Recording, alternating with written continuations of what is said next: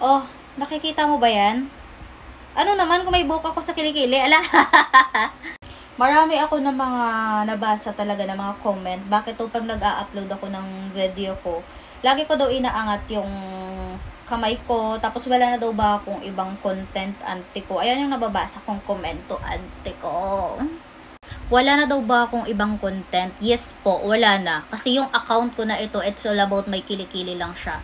It's all about my self-confidence. It's all about my own life. My own style together with my kilikili. Yes.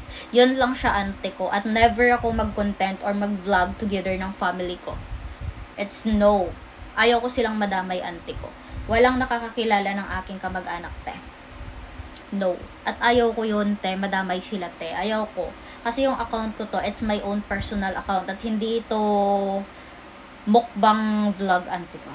Pero kung gusto mo mag-mukbang sa kilikili ko, ante, stop, pang kilikili ko.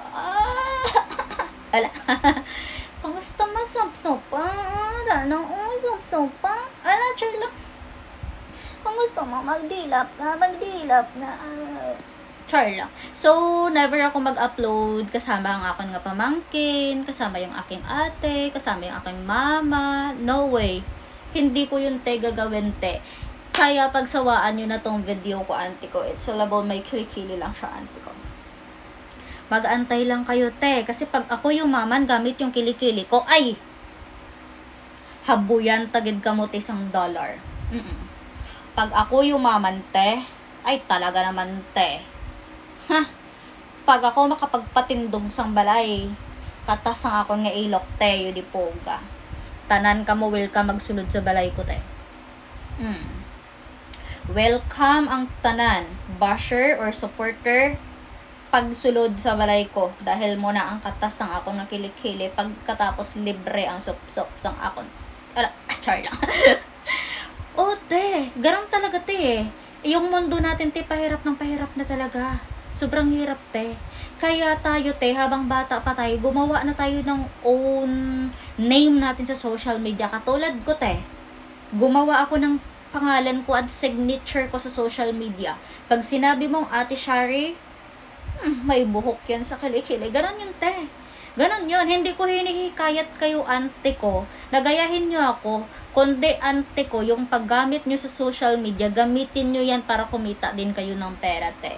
Yes.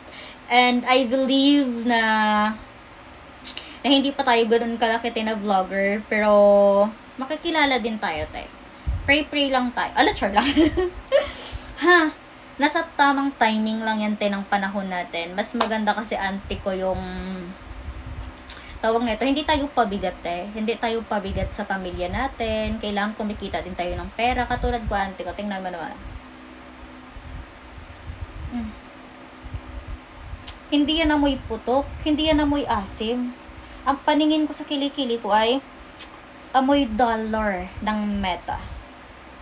Amoy dollar ng Facebook page. Yes. Ganun talaga, ante ko. Huwag kayong mag-alala, ante ko. So, pag yumaman ako, ay, talaga naman, te. May libre ka mga dilap sa kilikili ko, tagid siya, ha. Kaya, wag nyo na problemahin kung anong ina-upload ko dito, te. Kasi ang video ko, hindi naman to para sa inyo, te. Kundi para lang ito sa mga tao talaga, ante ko, na mga nagsusupport din sa akin, te. Yes, okay?